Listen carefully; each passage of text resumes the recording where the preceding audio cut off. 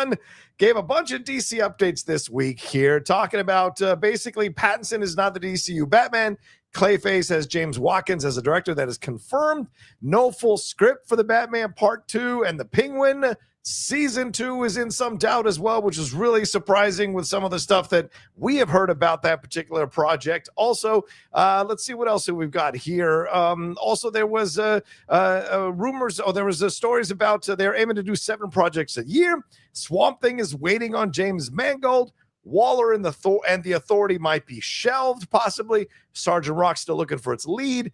He has a mystery project he's working on, Booster Gold showrunner. But also, Jeff, some interesting comments about who's going to play Clayface, who's not playing Clayface, little Daniel Radcliffe situation. So what are your thoughts now, a few days later, after these updates and also his updates this week about Superman and Clayface? What are your thoughts here? I mean, I think my first thought is people should learn how to read. Are you listening, Emilio? Emilio went to James Gunn himself. Yes. The Clayface rumors. Yeah. Everyone reported he was in talks. So he's done. He's already cast as Clayface. Yeah. That's what people extrapolated from my report where I said Daniel Radcliffe is one of 2 names that I've heard. One of 2 names that I've heard on a list.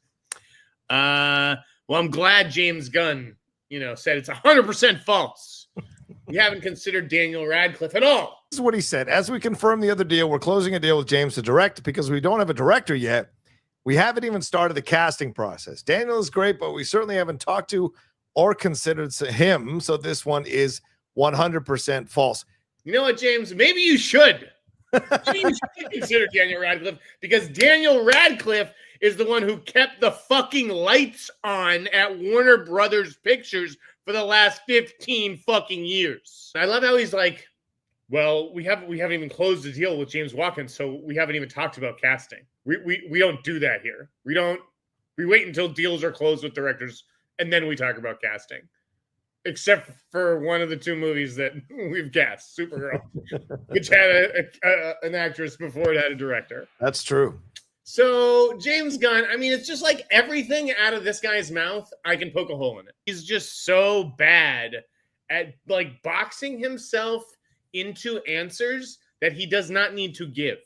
Mm-hmm. Okay? There was absolutely no need to even address the Daniel Radcliffe thing. Okay, right. Actions speak louder than words. Cast somebody else.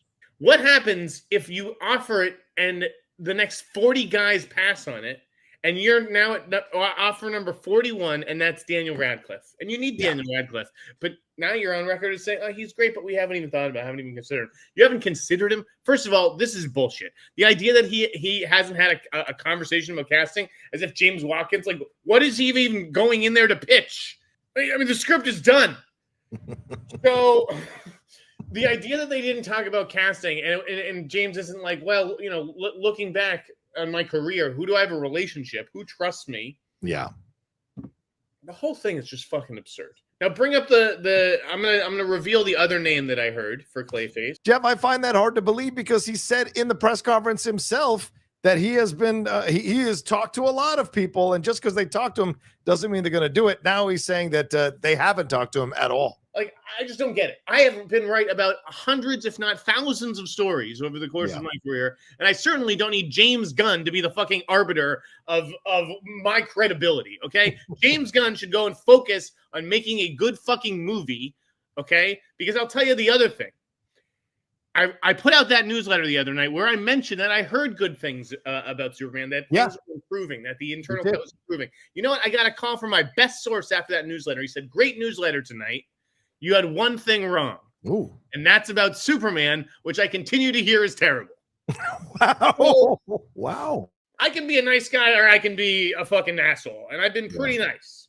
Josh Wilding from comicbook.com nailed it, right? I mean, Warner Brothers, DC, they've now done more press conferences and more dog and pony shows than they have released projects. I thought Josh Wilding did a great job breaking that down, like stripping away all the bullshit and being honest about what's going on here. Yeah, this is is this what you wanted me to bring up? You want to talk about this? Is this what you want to go into, or is this something else? The other name. Okay, now Do these guys look similar? Could these guys be up for roughly the same role? I think so. These guys look. This is a pretty similar type. Yeah. That's what I'm getting at. This is the type that I've heard from Clayface. It's going to be an actor who maybe, I don't know, sees everybody making giant comic book movies and needs to be bigger and more, wishes he was more ripped or whatever, and so he injects himself with fucking clay so that he can fucking morph into whatever the fuck he wants. I mean, I think this is what it's going. Like I in that report, I said that the person I spoke to had read the script and they said it was like The Substance. Yeah. But they're talking about a straight horror film, right? A body horror film, and so I think Ratcliffe could be fine. I mean, what was the one he did with Kevin Smith, or was it without Kevin Smith? Built-in genre audience. He's been building for the last decade of a B. I mean, he is a B movie genre actor, really. Yeah. Important again, homegrown star at Warner Brothers. Important to the future since they're doing Harry Potter. They're going to need his blessing and for him to say blah blah blah fucking blah. I mean, Kieran Culkin is another guy. Succession, HBO. Yeah, he's nominated for an Oscar. They took him to the next level. Yeah, Warner Brothers Discovery. Makes sense that they'd want to invest in him. These are just two fucking names on a list I've heard, and I didn't even mention Kieran because I'm like, if he is going to win the Oscar, is this really what he's going to follow it up with? I didn't know if I necessarily bought that, but again, at the same time, this is a $40 million movie. So they're not breaking the bank in terms of casting. They're not going to spend $20 million on a star. Yeah. I mean, you need someone with name value who can actually put butts in seats or get some people excited, but, is only going to cost, I don't know, $5 to $8 million. Yeah. Even with an Oscar win. Yeah. I mean, I think both. I personally, I'd prefer the Kieran choice over the Daniel Radcliffe choice. I think you're getting a slightly better actor. I think you're getting someone who leans into the comedy of Clayface. If you want to make it a dark comedy, that works really well. So I think that's more the choice if I was going to choose between the two. But I mean, I wouldn't be upset if Radcliffe was the choice. I'm just saying if I was going to choose between the two. Again, I don't work for DC Studios. Okay, I don't know who's on James Gunn's list. Yeah, but like, I'm not pulling the shit out of my ass. I'm not sitting there making things fucking up. Someone is texting or someone is calling, being like, "Oh, Clayface, I heard they're looking for." Young 30s actor, 30 to 35, and this is the body type. This is the prototype. I mean, it's just like James Gunn. You know how this fucking works. And here, the thing that's fascinating to me is also what you get. Like, people want to worship at this altar, but like, you got to be honest in the analysis, right? And I think James Gunn, when he's asked a tough question about social media, I'm rarely on social media. I've been trying to write these scripts for 3 years. I don't know anything about DEI. I don't know anything about Trump's America or Superman. Like, they plays blind when it's convenient, and he's right on top of the internet all over again. So to me, this is where I find a disingenuous approach to some of the answers from him, man. Super disingenuous. Yeah. And not, like, a lot of people think this in town. Yeah. I mean, again, we're going to talk about Star Wars, but like I mentioned, Steve Asbell is like someone, he runs 20th Century Studios. Yeah. I guess he was the runner-up for the DC job, and James Gunn just like outmaneuvered the guy. This press conference, to me, this was a real clear indication that James Gunn needs to be seen as the point person, the number one person. Grace Randolph. Yeah. Grace Randolph said it really well. I watched her coverage of it. She said, it seems like he took over DC so he could hire himself to do all these roles. And that, when she said that, my mind was like, oh, son of a bitch. That was literally the point I was getting at. If Steve Asbell had taken over DC Studios, are we seeing an animated as Steve Asbell in the credits of Creature Commandos? Are we seeing him on the cover of a Superman comic book? Exactly. Are we seeing Steve Asbell and his dog, during the Super Bowl?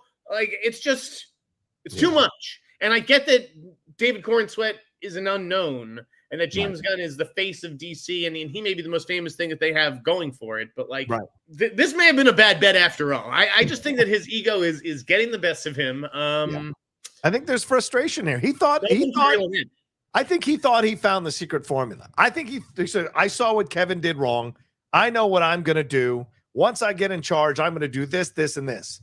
And then all of a sudden, all these things you thought were going to work aren't 100% working. He even said, there were writers I hired to write I wish I hadn't hired. Like, he in essence said that, which is such a condemnation of writers who would want to come work for James. He's going to out you if he doesn't like your script. It's mind-blowing, dude. I just like, yeah, we're gonna have Andy. He's gonna be the first person who gets the script, but we're not gonna involve him in the development. Oh, We're come gonna on. keep him at arm's length. I mean, there's a zillion. If I wanted to go deep on this, I could, and it would not turn out well for him. He needs. Even just like hiring the consultant, right? Ricky Strauss, they brought in today. To do the marketing, yes. Right, to consult on marketing for Superman. Why do you bring in someone like him, Jeff, if you're confident that your people can handle it? To me, this screams like they're nervous. This feels nervous. You're bringing a heavyweight like this to market Superman? I already yes, it would market itself. You don't need to help. See, it's shocking to me. Yeah. They are very nervous. Yeah. But like again, Josh Wilding, the tweet was right in that it was just like, what was the point of this? It was to admit that things aren't working. That whole bunch, like, hey, that last time that we all got together and did this, half of that shit is not going to happen. It's like, okay, well, why do we announce it in the first place if we weren't sure it was happening? This idea of let Gunn cook, but he keeps changing the ingredients of the recipe. I mean, sure, you have a right to question if the dish is going to turn out as well as he said it was going to turn out 2 years ago when he keeps changing the ingredients of the recipe.